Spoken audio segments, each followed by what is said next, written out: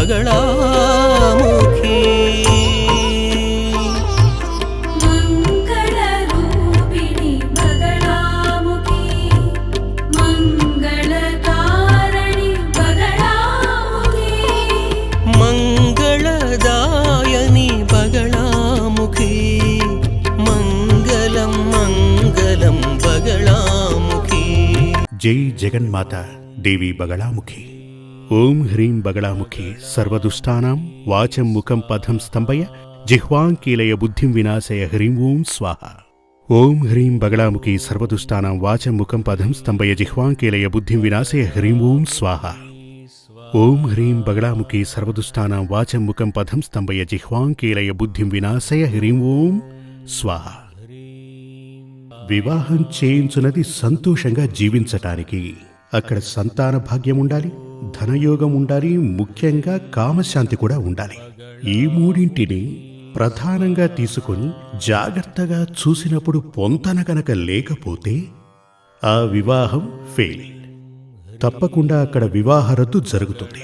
ఇది పక్కన పెడితే ముఖ్యంగా అంటే ఈ ఆధునిక కాలాన్ని బేస్ చేసుకుని నేను మీకు చెప్పడం జరుగుతోంది. పురుషుడి విల్ పవర్ని కాస్త చూడండి. ముఖ్యంగా ఈ కేసుల్లో మీరు ఏది తీసుకున్నా, విడాకుల కేసుల్లో ఏది తీసుకున్నా, ఆ కేసు కోర్టు వరకు వెళ్ళటానికి ముఖ్యమైన కారణం పురుషునికి విల్ పవర్ లేకపోవటం చేతనే. ఇదివరకే చెప్పినట్టుగా ఆ కామశాంతి విల్ పవర్ గురించి చెప్పానుగా. అదేమిటంటే ఇతన్ని వీళ్ళ ఇంట్లో ఉన్న కొంతమంది అస్సలు పట్టించుకోరు. మీకు తెలుసుగా చాలా ప్రాంతాలలో పిల్లకి పెళ్లి చేసిన తర్వాత భర్తతో తను ఆనందంగా జీవించటానికి అది కూడా ఇంట్లోని ఆడవాళ్లే అయ్యుంటారు. గతం నుంచి మనం గనక చూస్తే ఇంట్లో అత్తా కోడళ్ల గొడవలు జరుగుతూనే ఉంటాయి. కోడలు అడుగుపెట్టిన క్షణం నుంచి గొడవలు మొదలు. ఇవన్నీ కూడా సమస్యలే. వీళ్ళందరినీ కూడా కంట్రోల్లో పెట్టగల పవర్ జాతకరీత్యా అతనికి ఉందా లేదా అని చూడాలి. అంటే అతని లగ్నాధిపతి పవర్ ఉందా అని చూడవలసి ఉంటుంది. లేదు అంటే అవన్నీ జరుగుతాయి. కానీ అతను భార్య దగ్గరకు భయపడుతూ వస్తాడు. అమ్మ గురించిన భయం, అక్క గురించి, చెల్లి గురించి భయం. ఈ విధంగా అలా ఉండకూడదు. వివాహం చేసుకుని ఇంటికి గనక తీసుకొస్తే వారికి చక్కటి జీవితాన్ని అందించాలి. అదేవిధంగా తనకు లోబడిపోయి అమ్మా నాన్నల్ని, సోదరుల్ని పక్కకు పెట్టకూడదు. దానిని అతని విల్ పవర్ అంటారు. వీటన్నింటినీ కూడా చూసి ఓ వివాహం జరిపిస్తే అంత్యకాలం వరకు సంతోషంగా ఉంటారు. ఇందులో సందేహం లేదు. వాటన్నింటినీ తెలుసుకోవాలి అంటే అందుకు అర్హత కలిగినటువంటి ఒక వ్యక్తికి మీరు మీ జాతకాన్ని తీసుకెళ్లి ఇవ్వాలి. మీ పిల్లల జాతకాన్ని తీసుకెళ్లి ఇవ్వండి. లేదు అంటే ఒకరికి మనం మన జాతకాన్ని చూపిస్తున్నామంటే మన జీవితాన్ని అతని చేతిలో పెడుతున్నట్టే. బాగా అర్థం చేసుకోండి. ఆ జీవితాన్ని అప్పగిస్తున్నప్పుడు అతను మనకి సరైన మార్గం చూపించకపోతే మన జీవితం నరకతుల్యమవుతుంది. మనకు స్వర్గం, నరకం రెండూ ఇక్కడే. దేవలోకంలో కాదు, దేవలోకం దేవుళ్ల కోసం, మనుషుల లోకం ఈ భూమే. స్వర్గం, నరకం రెండూ ఇక్కడే. జీవితం అనుభవిస్తున్నప్పుడే. జీవితానంతరం అంటే మరణం వచ్చినప్పుడు ఆత్మ, శరీరం రెండూ విడిపోతాయి. ఆత్మ, శరీరం రెండూ విడిపోయాయి అంటే సుఖదుఖాలు అనుభవించడం కుదరదు. ఆత్మ, శరీరము రెండూ కలిసి ఉన్నప్పుడే సుఖదుఖాలు అర్థమవుతాయి. అటు తరువాత ఏం సుఖం, ఏం దుఃఖం. అందుచేత మన స్వర్గం ఇక్కడే. ఆ స్వర్గాన్ని చేరుకోవడానికి అంటే జీవితాన్ని స్వర్గతుల్యం చేసుకోవడానికి మార్గాలు మన దగ్గరే ఉన్నాయి, మన తలలో రాసున్నాయి. అదే జాతకం. దానికి మీరు ఏం చెయ్యాలి అంటే, మీరు కావాలంటే ఒకసారి ఆలోచించి చూడండి. నేను చెప్పింది మీ జీవితంలో ఉంటుంది. సంతోషంగా ఉన్నారా? ఒంటరిగా ఆలోచించి చూడండి. చాలా మంది నా దగ్గరకు వచ్చేవాళ్ళని నేనే జాతకం చూసి అడుగుతుంటాను. పెళ్ళై ఎన్ని సంవత్సరాలైంది? 25 సంవత్సరాలైంది స్వామి. 25 ఏళ్లుగా ఎందుకు ఈ నాటకం ఆడుతున్నారు? అప్పుడే విడిపోయి ఉండొచ్చుగా అని అడిగేవాణ్ణి. అప్పుడు వాళ్ళంటారు, ఏం చేయమంటారు స్వామి, విధి అని. అంటే వాళ్ళు చెప్తున్నది ఏమిటి అంటే, జీవితంలో మనసులో ఎక్కడో దాగున్నటువంటి నిరాశే ఎలా బయటికొస్తోంది అని. ఎందుకు జీవితాన్ని కాల్చుకోవాలి? అంటే జీవితాన్ని ఎందుకు బలి తీసుకోవాలి? జీవితాన్ని పోగొట్టుకోవాలి. అందుచేత వివాహం చాలా ముఖ్యం ఈ జీవితంలో. కామం అనేది మనకు ప్రసాదించింది ఈశ్వరుడే. కామం మనకే కాదు, జంతువులన్నింటికీ ఉంది. కామం లేకపోతే లోభం లేదు. లోభం బయటపడేది కామం చేతనే. కాని సంతోషంగాని ఉండాలి. పంచాంగం నందు జ్యోతిష్య గ్రంథాల యందు చెప్పబడినది, అంటే సాధారణ జ్యోతిష్య గ్రంథాలలో చెప్పబడినది, వివాహ పొంతనలు, మాంగళ్య పొంతనలు 10కి 10 ఉన్నప్పటికీ జాతకరీత్యా ప్లానిటరీ పొజిషన్ కనుక సరిగ్గా లేకపోతే, అంటే గ్రహ పొంతనలు సరిగ్గా లేకపోతే ఆ పెళ్లి చేయకూడదు. అర్థమైంది కదా?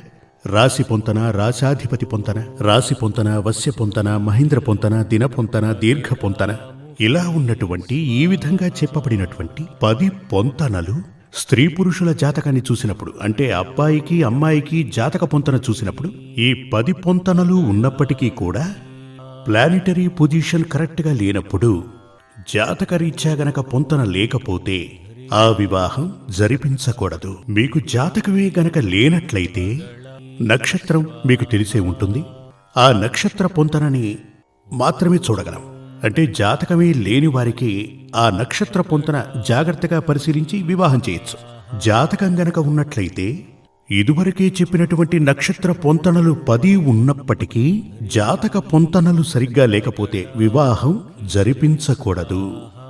ఎందుకు అన్నట్లయితే ఆ 10 పొంతనల కన్నా కూడా జాతకం పొంతనే ముఖ్యమైనది.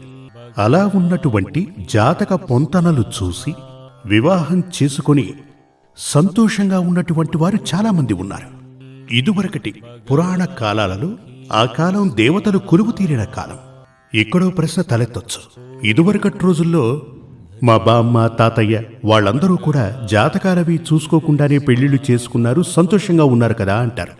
ఆ కాలాలలో 2 విధానాలుండేవి. ఒకటి దేవతలు కొలువు తీరిన కాలం, అంటే నిత్య పూజలు, భజనలు, మంత్రాలు ఇలాంటివి చేస్తున్న టైంలో ఆ ఈశ్వరుడు మనందరినీ కూడా మంచి మార్గంలో నడిపించేవాడు.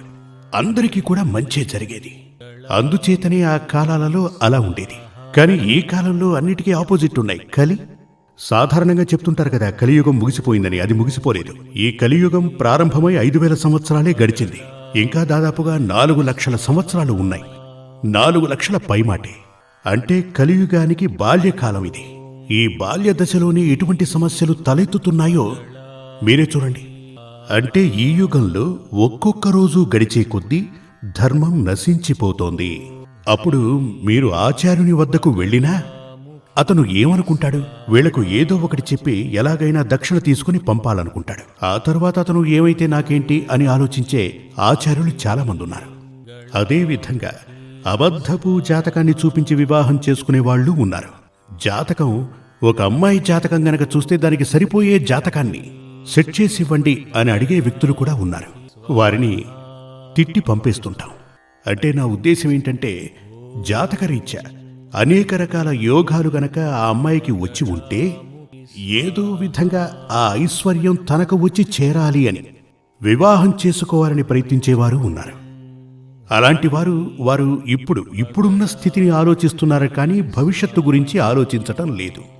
ఇలా చూడండి, నా ఉద్దేశం, ఇప్పుడు లవ్ మ్యారేజెస్ బాగా జరుగుతున్నాయి. వీళ్ళందరూ కూడా వివాహానంతరం చాలామంది వస్తూ ఉంటారు. స్వామి, మేము 6 ఏళ్ల పాటు ప్రేమించుకున్నాం, ఇప్పుడు వివాహం చేసుకుంటే జీవితం సమస్యగా మారింది, ఎలాగైనా కోర్టుకు వెళ్లకుండా విడిపోయే మార్గాన్ని చూపండి అంటారు. ఇలా పురుషులు వస్తుంటారు, స్త్రీలు వస్తుంటారు. దీనికి కారణం ఏమిటి అంటే, ముఖ్యంగా ప్రేమించుకునే సమయంలో మగవాడైనా సరే, అమ్మాయి అయినా సరే, వాళ్ళ నిజస్వరూపం అస్సలు బయటకు రాదు కదా. మీరు కూడా ఒకవేళ ప్రేమించే పెళ్లి చేసుకున్న వ్యక్తి అయి ఉండొచ్చు. ఆలోచించి చూడండి, అంతా ఓ నాటక ప్రక్రియలో జరుగుతూ ఉంటుంది. మీరు ఒకవేళ కూల్ డ్రింక్ తాగాలి అనుకుంటే గనక చాలా స్టైలిష్గా తాగుతూ ఉంటారు కదా. అదంతా కూడా నాటక ప్రక్రియ.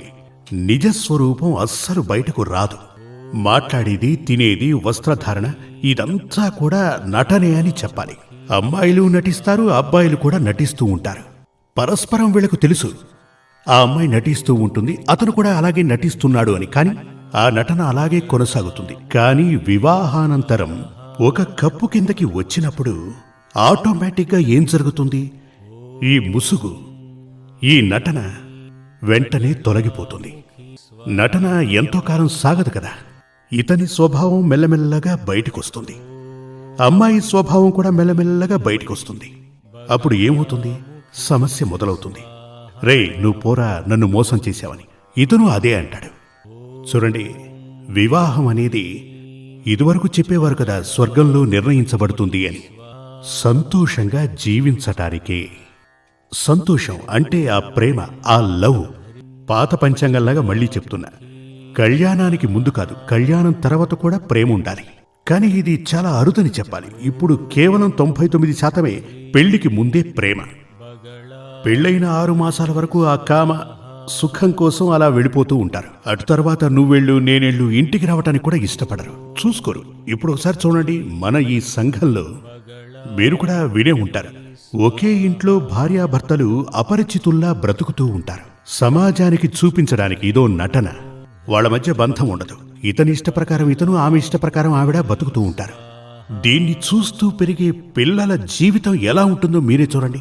వాళ్ళు నటనకు అలవాటవుతారు. జీవితం అంతా నాటకం అయిపోతుంది. ఇదంతా కూడా ఆచార్యునికి కూడా ఇందులో భాగం ఉంది. ఈ కుటుంబం ఇలా అయిపోవటానికి ప్రారంభంలో ఎవరో ఒకరిని వెళ్ళి అడుగుంటారు, నువ్వు ఇది చేసుకోవచ్చు అలా అని అతను చెప్పుంటాడు. ఆ తర్వాత వీళ్ళు అడిగితే ఏం చెప్తాడో తెలుసా? అది మీ కర్మ అంటాడు. అలాంటి వాణ్ణి తరిమి తరిమి కొట్టాలి కదా. ఈ కర్మల నుంచి కాపాడమనే కదా నేను నీ దగ్గరకు వచ్చింది. అప్పుడు నువ్వు నాకేం చెప్పుండాలి? ఇలా వెడితే నీకు మంచిది కాదు, నువ్వు వెళ్ళవలసిన దారి ఇది, అది కదా నువ్వు చెప్పాల్సింది. అంటే ఎప్పుడూ కూడా మన జీవితం యొక్క ఏమంటారు, స్టీరింగ్. ఆ స్టీరింగ్ అనబడేదే మన జాతకం. అది ఓ మంచి వ్యక్తికి చూపించండి, అతను మీకు చెప్తాడు. ఏ విషయమైనా చూసి టక్కున చెప్తాడు. ఆ 12 గదుల్లో లేనిది ఈ ప్రపంచంలో ఏదీ లేదు. అతను చెప్తాడు, నువ్వు ఏం చేయాలి, ఏం చేస్తే నీ జీవితంలో సుఖం, సంతోషం, ధనభాగ్యం, ప్రశాంతత లభిస్తుందో. మనకు కావాల్సింది ఇదే కదా, సుఖం, సంతోషం, మనశ్శాంతి, ధనయోగం ఉండాలి. ఇవన్నీ కలుగుతాయి. ఏంటంటే ఈ భూమిపై నివసించే మనం స్వర్గప్రాప్తిని పొందాలని ఆ పరమేశ్వరుడు భావిస్తుంటాడు. అందుచేతనే సకల సుఖభోగాలను ఈ భూమిపై సృష్టించాడు. ఈ భూమిపై పుట్టిన ఒక్కొక్క మనిషికి, మనుషులకే కాదు సకల జీవరాశులకి ఇక్కడున్న సుఖభోగాలపై హక్కు ఉంది. ఈ భూమి మన సొంతం. ఇక్కడ పుట్టిన ప్రతి ఒక్కరికి ఈ భూమిపై ఉన్నటువంటి సకల సుఖభోగాలను అనుభవించే అవకాశం ఉంది. కొందరిని అవి వెతుక్కుంటూ వస్తాయి, కొందరు వాటిని వెతుక్కుంటూ వెళ్ళాలి. అప్పుడు నాకెందుకు అవి దక్కట్లేదు, అవి నన్ను వెతుక్కుంటూ వస్తాయా లేక నేనే వెతుక్కుంటూ వెళ్ళాలా? వెతుక్కుంటూ వెళితేనే దక్కుతాయా? వాటిని దక్కించుకోవడానికి అసలు నేనేం చేయాలి? ఇటువంటివన్నీ తెలుస్తాయి. అందుకుగాను కాస్త బుర్రను ఉపయోగించండి. ఎప్పుడు టీవీనే చూస్తూ కూర్చుంటే, ఇప్పుడు ఇదివరకటి రోజుల్లో చాలా లెక్కలు కూడా, కావాలంటే మీ పిల్లాన్ని అడగండి, ఒక లెక్క చెప్పి దీన్ని కూడి చెప్పు అంటే అతను క్యాలిక్యులేటర్ తీసుకుని లెక్కేస్తాడు కదా. అంటే నా ఉద్దేశం, ఆలోచించేందుకు మనకు సమయం లేదు. వెసులుబాటు దొరికింది అంటే కంప్యూటర్ చూస్తూ ఉంటారు, టీవీ చూస్తూ కూర్చుంటారు. క్యాలిక్యులేషన్ చేయటానికి క్యాలిక్యులేటర్. అంటే ఆలోచించే సమయం మనకు లేదు. ఇదివరకు పెద్దవాళ్ళు, జ్ఞానవంతులు, వివేకవంతులు ఒక్కొక్క విషయాన్ని బాగా ఆలోచించి వాటికి సమాధానాలు కనుక్కుని మనకు అందించడం జరిగింది. మనుషులు మాత్రం బొమ్మలా ఉండి వీటిని చూస్తూ కూర్చుంటూ ఉంటాడు. అసలు తన గురించే ఆలోచించటం లేదు, తన గురించి తాను థింక్ చేయటం లేదు. ఒక అద్దం ముందుకు వెళ్ళి మనం గనక నిల్చుంటే, అంటే ఆ అద్దం చిన్నది కాదు, ఒక పెద్ద అద్దం. ఆ అద్దం ముందు నిల్చుని మిమ్మల్ని మీరే చూసి మిమ్మల్ని ఓ మాట అడగండి, నువ్వు అసలు సంతోషంగా ఉన్నావా? ఈశ్వరుడు ప్రసాదించిన ఈ జీవితం నువ్వు ఎలా అనుభవిస్తున్నావు? అలా అని మీరు మిమ్మల్ని అడిగి చూడండి. అంటే నేను ఇదివరకు చెప్పినటువంటి అనేక విషయాలలో మీరు కూడా ఉన్నారని మీకు తెలుసు. జీవితం ఒక్కసారి దొరుకుతుంది, ఖచ్చితంగా మరో జన్మ ఉంటుంది. మంచి పనులే చేస్తే ఖచ్చితంగా మనిషిగానే పుడతాం, లేదు అంటే ఎలా పుడతామో ఏంటో మనమైతే చెప్పలేం. అందుచేత ఈ జీవితం కొంతకాలమేగా, సంతోషంగా గడపాలి, నలుగురికి ఉపయోగపడేలా జీవించాలి. మనం మరణించాక కూడా మన గురించి 10 మంది మాట్లాడుకోవాలి, మనల్ని గుర్తుంచుకోవాలి. అటువంటి ఓ జీవితం సాధించుకోవడం కోసం ఏం చెయ్యాలి అని మీరే ఒక్కసారి ఆలోచించి చూడండి. జై జగత్మాతా దేవి బగళాముఖి. నేను చెప్పేది మీకు అర్థం కావాలి, అర్థం అవుతుంది. అందుకనే నేను చెప్తున్నాను. జగన్మాత పరాశక్తి నాలోనూ ఉంది, మీలోనూ ఉంది.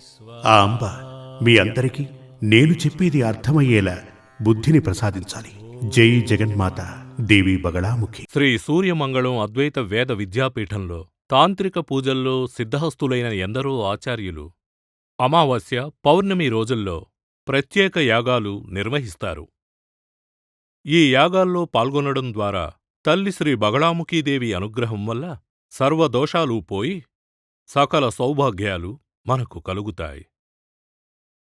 శ్రీ సూర్యమంగళం అద్వైత వేద విద్యాపీఠం జ్యోతిష్యం, ప్రశ్నలు, వాస్తు, తాంత్రిక పూజలు మరియు వేదయాగాలు నిర్వహిస్తారు. సంప్రదించవలసిన నంబర్ 7305442299 7305442299. చెన్నై, కోయంబత్తూర్, బెంగళూరు, హైదరాబాద్, విజయవాడ, ఢిల్లీ, ముంబై, తిరునల్వేలి, టెక్సాస్.